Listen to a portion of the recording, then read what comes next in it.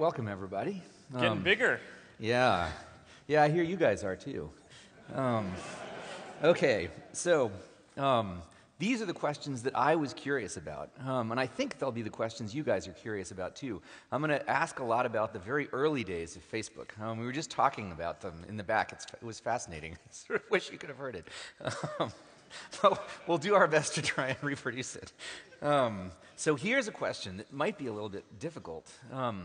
How long before 2004 could something like Facebook have succeeded? Like, what was the last thing that was needed to fall into place? Could someone have done it in 1995 or 2000? Yeah, no, it's an interesting question.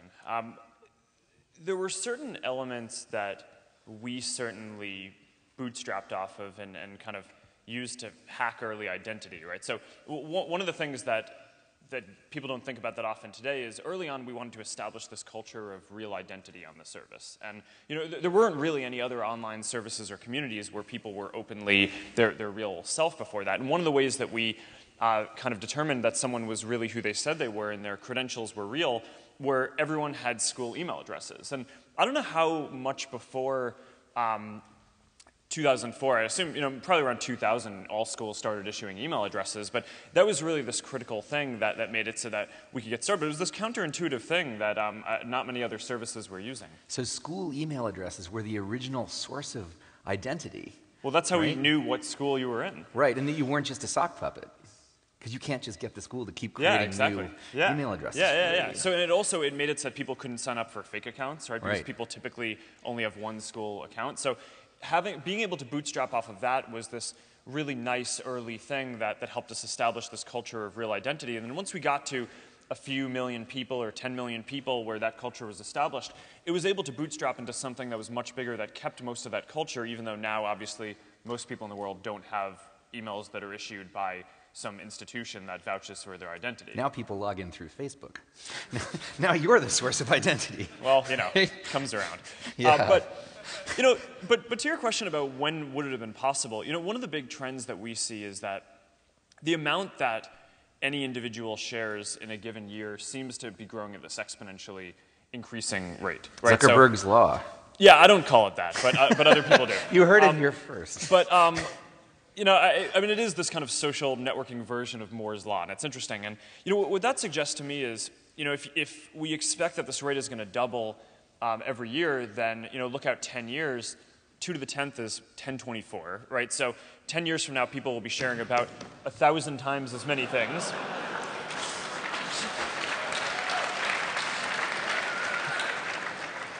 We'll have to get better adhesion next year. I feel like everything will be cool anyway. I just have a good feeling about today. I don't think that's a bad omen. No, that's wonderful. So I think the question is not would Facebook have not been possible before 2004. It would have been in some capacity, but people would have shared less. And if you fast forward 5 years, there's going to be a version of, there are going to be all these social services that people are using to share way more. And I think that anyone here can kind of think about, okay, 10 years from now, people are going to be sharing 1,000 times as much stuff a day. If this trend continues, what things are going to have to exist in the world? What kind of services are going to have to exist in order for that to be possible? Instagram for toilets. That's the final frontier. I mean, Instagram is killing it. I mean, they're doing really well, so that's a good frontier. All right. So when you first launched, in the very beginning, the features were sort of profile with like a profile photo and your name and who you are, and also you included things like what house you lived in, what dorm you lived in, and what courses you were taking.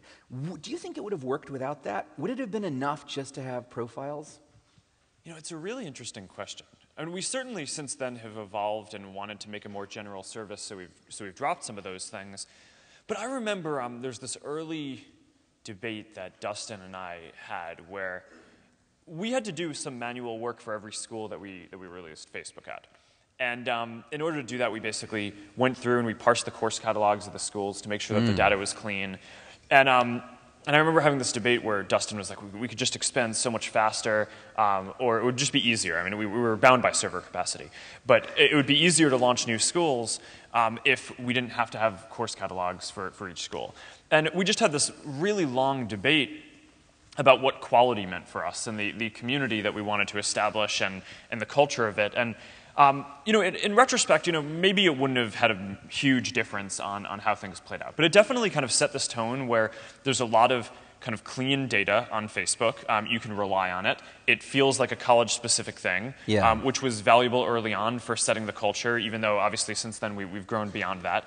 And I think you guys in the projects that you work on, you're going to have a lot of similar questions, right? I mean, there's the famous 80-20 rule where you get 80% of the benefit by doing 20% of the work, but you can't just 80-20 everything, right? I mean, there have to be certain things that you just are the best at, right? And that you go way further than anyone else at to establish this kind of quality bar and have your product be the best thing that's out there. So, whether we had to do that one or had to do something, we had to do, I think, enough of those things or else we just wouldn't have been the best service out there. Do you remember when you got rid of courses? When did you stop including course catalog? I think probably when we expanded beyond colleges. Really? So you kept doing courses? Yeah. All through colleges, for like hundreds of colleges? I think we eventually figured out a way that just crowdsourced it and made it a bit easier once we had enough data that we could extrapolate from the colleges that we had in place. But we did it for probably way longer than was rational. Do you remember how much your first server cost? You said you were... Oh, yeah. No, $85. $85? Yeah, no, and I remember that because that was the gating factor for us launching new schools. I mean, we had this philosophy from the very beginning that we didn't want to be this project. It wasn't even a company at the very beginning, but we didn't want to be burning a lot of money, right? We weren't planning on raising a lot of money. We didn't want to be one of these things that raised a bunch of money and was losing a bunch of money and then decided that we'd somehow pull it through at the end. And so $85 for the first server, put ads on the site. And the ads at the beginning were, we just were running some kind of ad network. And Do you remember what the first ad was? No, I don't. I don't. How did you get ads? This was Eduardo's job early on. He was your ad sales guy. He basically, he was responsible for making sure that we had enough money to keep things running in the beginning. And, but basically, I mean, so server was $85, and, Dustin and I basically worked on kind of efficiency and making sure that we can fit more schools onto each server. And Eduardo worked on selling more ads or making a deal so that we can get an ad network so that way we can make more money. But then whenever we had more money, we rented another $85 a month server, and we kind of went from there. And I don't know, it's just an interesting way of scaling. So you never spent money you didn't have in the beginning? Not in the beginning. No, and then, I mean, even that was the constraint on your growth rate? How many new $85s you could get? Yeah, and I mean, it was actually good because, I mean, sometimes it's really nice to have the time to get your product to be awesome and deal with scaling problems. And one of the things that was interesting was, at the time, I don't know how many people remember this, but I mean, Friendster was the service that had massive scaling problems. And, the idea was they grew quickly, and it was really hard for them to scale. And, the fact that we could kind of go college by college and kind of optimize the service and make it more efficient and offer new features, but make sure that they worked, I think was really key. I mean, you're talking about people who had never built a company before. We'd never built any large-scale software or anything. So having that period where we could just bake it and people these days like to talk about how these services grow super quickly, and Facebook did grow quickly, but I think it took a year for us to get 1 million users, and we thought that was incredibly fast, but and I think it is, but it wasn't as quick as a lot of things grow today, and I think actually having that time to bake it was really valuable for us. And there were like 2,000 users at Harvard? That's 500x in a year. That's pretty fast. Well, there are, I think, around 4,000 or 5,000 undergrads at Harvard. But I remember reading you got half of them. I mean, presumably you have Well, no, more than there that was now. 2/3 or 3/4 or something in the first 2 weeks. So, I mean, the thing that we found was that basically we'd open it up at a school, and within a couple of weeks, then the vast majority of the students would be on the service. Was there a school ever that you opened it and it didn't work? It didn't stick? Some schools took longer than others, depending on the size of the school. So what we basically did was, so I launched it at Harvard first because I wanted it, right? I mean, I built it for myself. I really wanted to be able to use the service, and this is one of the ironies is I started building Facebook because I wanted to use it in college, and then I immediately left college, so didn't really get to do that. But just expand it to everybody else outside college. Yeah. Too, right? So it worked out.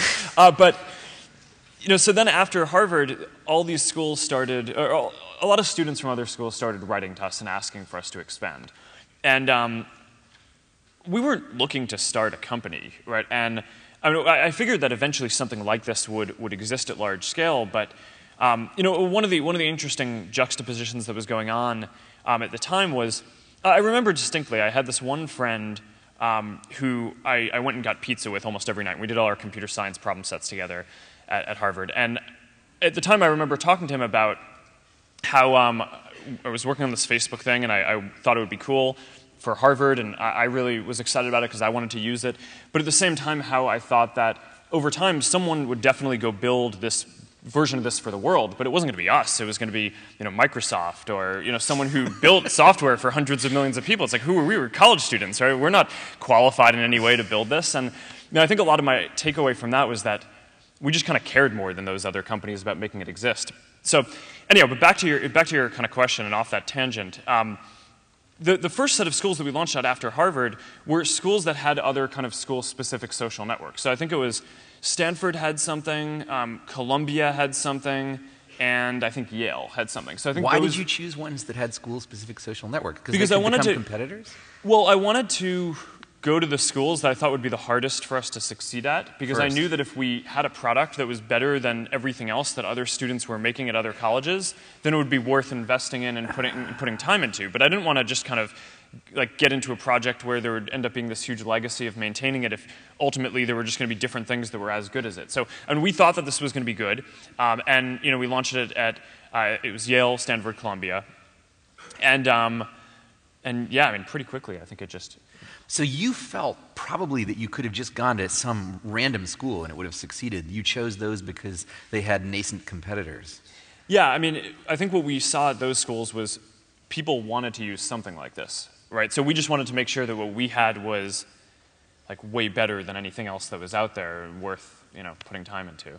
Do you think, I read in the Crimson article about when you first launched, hundreds of people sign up for new... hundreds. Hundreds awesome. sign up for new Facebook website. That is not the Onion, that is the Crimson. Sometimes hard to distinguish. Harvard students, huh? Okay, so do you think, though, they said in this article that the Harvard computer services people were working on a university-wide Facebook. Their problem was they couldn't figure out how to restrict information enough, right? Do you think if that had already existed, if you had been a couple of years younger and you had come to Harvard and this already existed, do you think you would have ever started Facebook? I don't know. I mean, there's this trend that I was talking about before where each year people share more and more, right? So I think that you can kind of map out at any given point, I think you can look at the internet and say, okay, there's enough sharing to support certain products, right? So Wikipedia came really before Facebook because there was a smaller amount of sharing could support information about all the public entities in the world, right? But in order to have enough sharing to support some basic information so that you can look up anyone and find some interesting stuff about them, then that required more sharing. So we had to be further along this curve. A couple of years earlier, someone might have been able to do something that was more basic, but a couple of years later, even a couple of years from now, someone will be able to build something that is just so much more encompassing and allows people to learn so much more about the people around them than what is even built today. So our kind of continual mission and job is to keep on building that next thing. And that's what we live for at Facebook and what excites us. So even if the university had built something, you could have built the next thing. Yeah, and it's obviously always hard to tell exactly how things would have played out, but one of the interesting things about Facebook was it wasn't just a picture and some basic info. It pretty quickly gave people the ability to share more stuff, right? Yeah. And one of the early stories that I think is pretty instructive for anyone who's trying to build a startup is, we really listened to what our users wanted, right? And listening means both kind of qualitatively listening to the words that they say and quantitatively looking at the behaviors that they take. And at the beginning, we had one profile picture that you could have on your profile. And what we observed was there was this behavior where a lot of people would every day upload a new profile picture.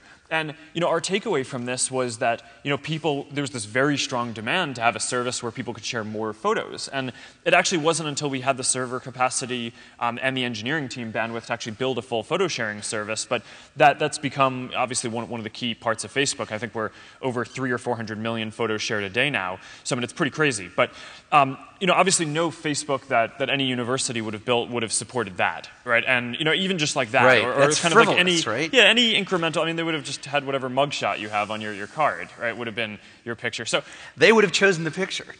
Yeah, you couldn't even have chosen the picture. Yeah, I can totally see how it would have been. Do you remember when you first showed up in college what you planned to do afterwards? Did you think you were going to go to graduate school, or did you think you were going to get a job? Were you going to go work for Google? When I first went to college, I actually was planning on being a classics major. I loved classics in high school, Latin and Greek. I found it fascinating. And my sister actually did go on and do that, and she's now a PhD student in classics, and we talk about this all the time. It's just still fascinating to me. When I was in college, I actually wasn't a computer science major, I was a psychology major. I didn't really get around to taking that many classes because I left pretty quickly, and I actually ended up taking more computer science classes than psychology classes, but I was never, I don't know. So you had no plan? No, I mean... You're going to be a barista? No, I probably would have gotten an engineering job, is my sense. And you'd have gotten sucked into programming. Well, I mean, I like programming, and I really, growing up, I always had a lot of respect for Microsoft and what they built. And a lot of people from Harvard go to Microsoft and went to Microsoft, and maybe I would have done that. I don't know. It's really obviously hard to say. Later, I made this bet with my sister, Donna, the classics PhD I was talking about before, who I bet her when I was starting college before she was that, or she bet me that she would finish college before me. And I was like, all right, I'll take that bet. It's like I have a 2-year head start. Bet that? I don't know. And then after when I dropped out, I was talking to my mom, and she was like, yeah, no, I always knew you would drop out of college. I was like, oh, thanks, Mom. So, did they mean I don't know. Who knows? That you would zoom out of the top or fall out of the bottom? I never asked. Maybe I should.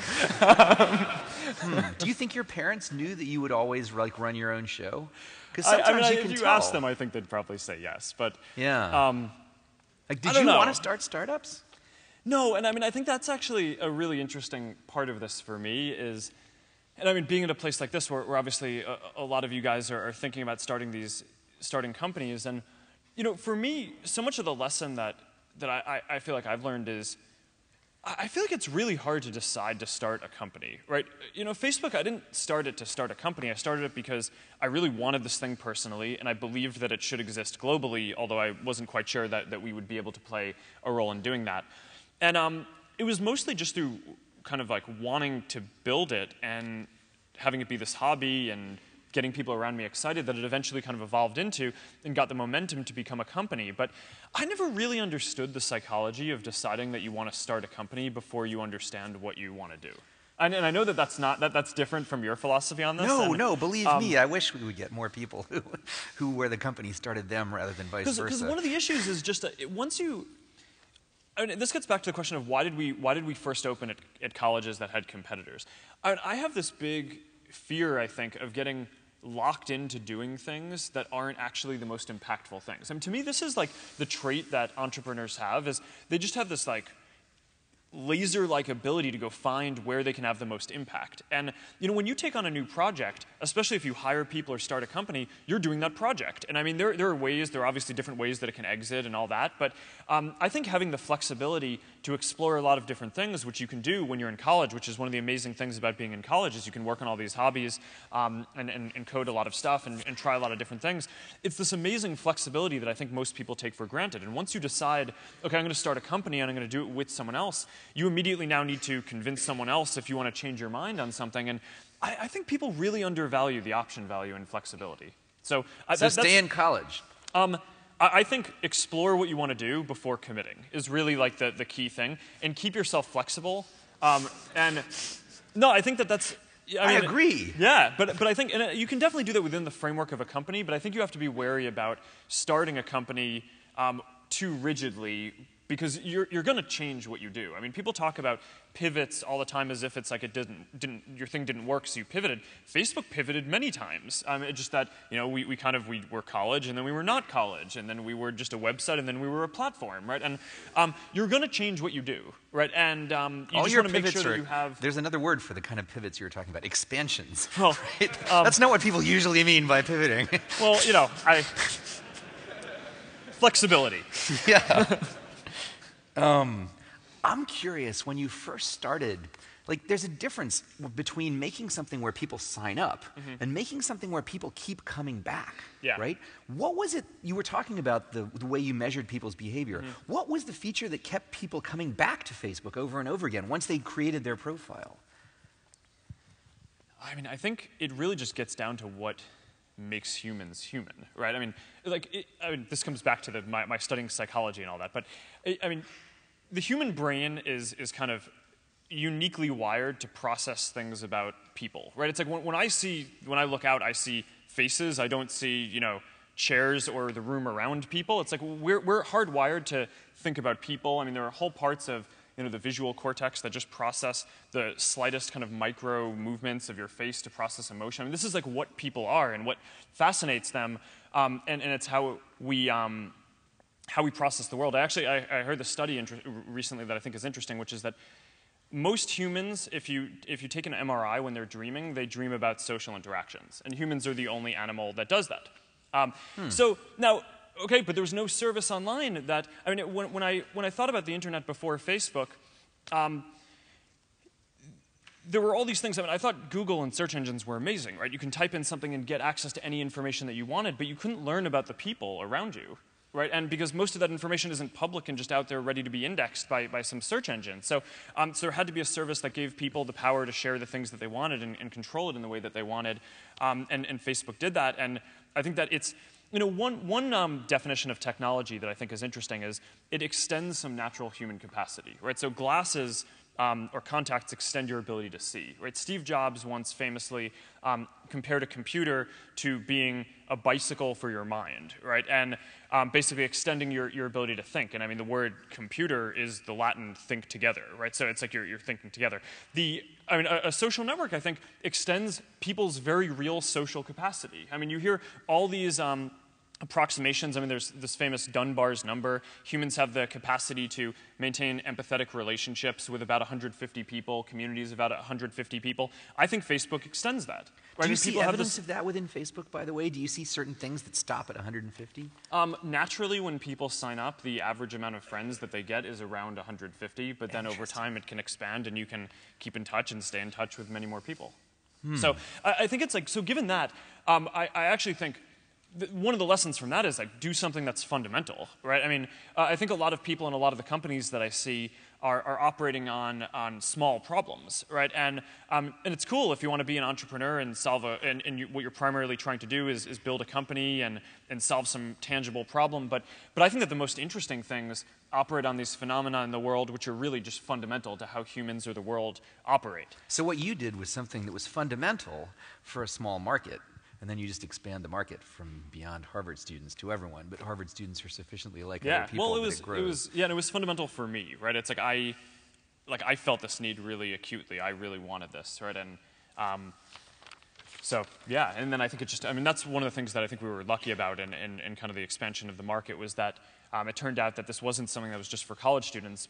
Almost everyone in the world has friends and family and want to stay in touch with those people. So it ended up being a pretty ubiquitous service. In retrospect, this is a bit of a controversial question, perhaps, but in retrospect, do you think MySpace had a chance once you started and you got all the college students? I mean, the college students are arguably like the center of gravity socially, right? You own all the college students. It feels like, from the point you start expanding out of Harvard, MySpace might not have known it. Maybe you didn't even know it, but it seems like in retrospect they were doomed.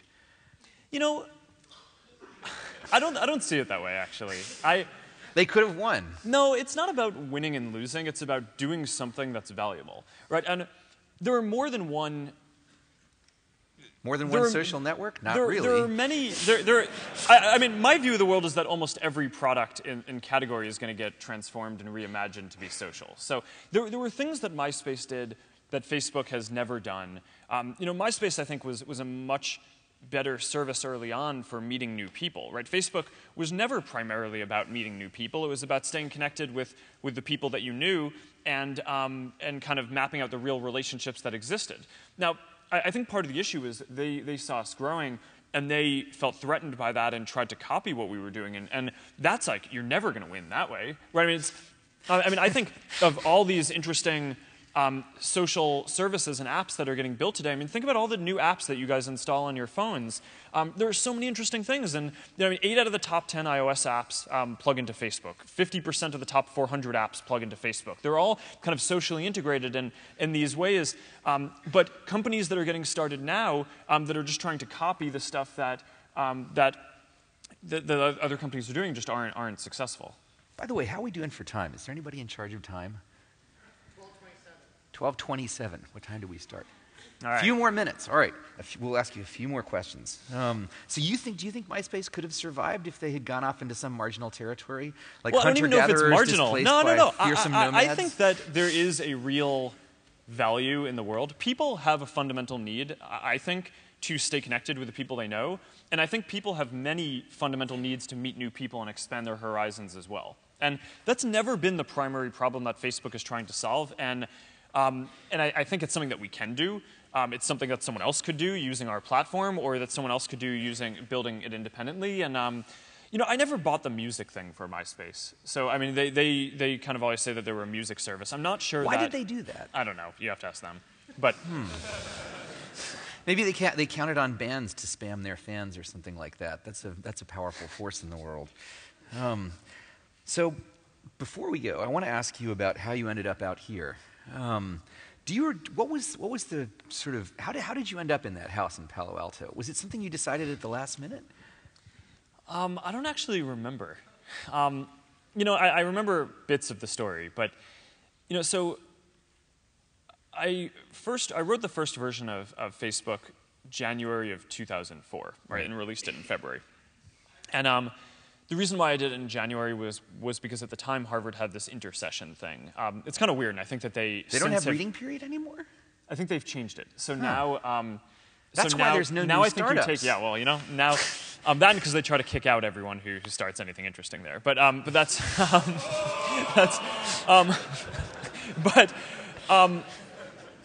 no, I think that they're actually trying to change that. But it is striking.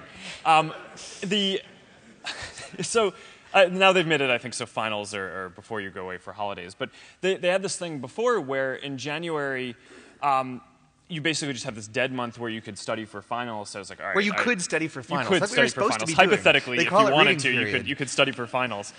I wondered when I saw it was started in January. It was started in reading period. Yeah. And it was because you had this time where you weren't too busy with stuff. Yeah.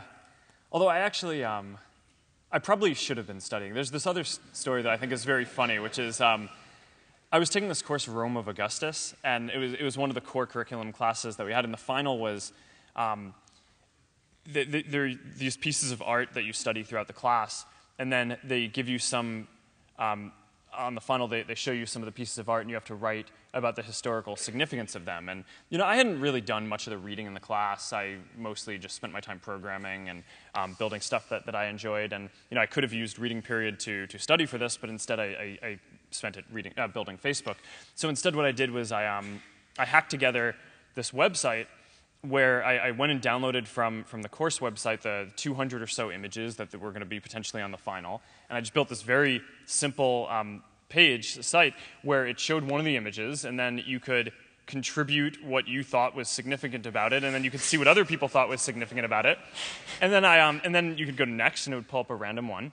And then I emailed it to the class list, and I was like, hey guys, I built this study tool if anyone would find this interesting. And everyone just populated this thing for me, and it was wonderful. And the professor after that, I think mentioned that the grades on the final had never been higher before. So,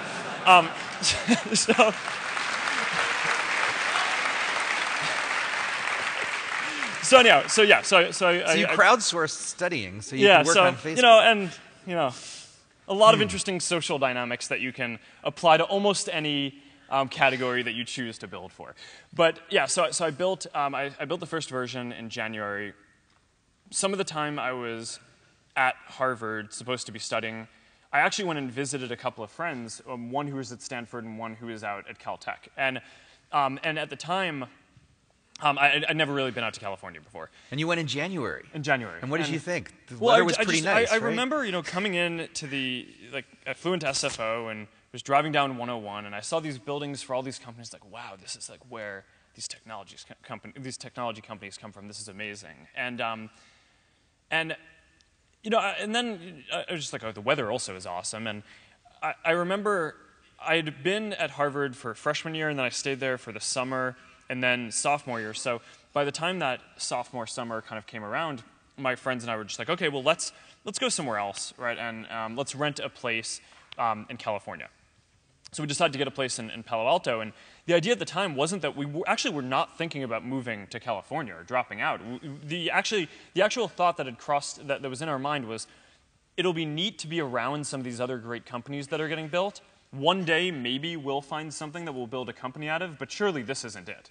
And Really? so we went out to California, and I remember this conversation where one day Dustin pulled me aside and was like, you know, we're getting to have a lot of users, and where we have an increasing number of servers. We have no ops guy, right? So we're the ops guy, and this was before kind of EC2, right? So you didn't have to. So you had to do more to manage your own servers at that point. And she's like, you know, this is really hard. I don't think that we can do this and take a full course load.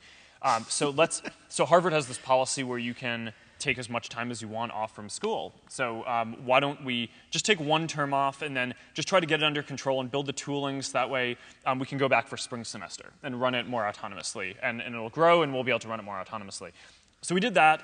And of course, we raised money from Peter Thiel, but we told him the plan, right, and kind of explained what... You told him you might go back to school. Yeah, and I think he didn't believe us, but... You know, smarter. He knew what network my effects life could is just do. this long history of people thinking I was going to drop out well before I did. But so then, you know, spring term came along, and you know, we hadn't quite built the tooling and automation, so you know, let's take another term off. And then finally, at some point, we just figured that we were out there. But by then, I mean, we had, you know, millions of users. So you didn't definitely decide not to go back to school until you had millions of users. Oh yeah, yeah. Wow. Hey, I think I could still go back. Harvard has this policy where you can go back for as long as you want. Whatever their policy was, I'm sure they would bend the rules in your case. All right. Are we done? Are we over? Is there anybody watching the time? Keep going. Well, we can't Well, keep I have to going go forever. to...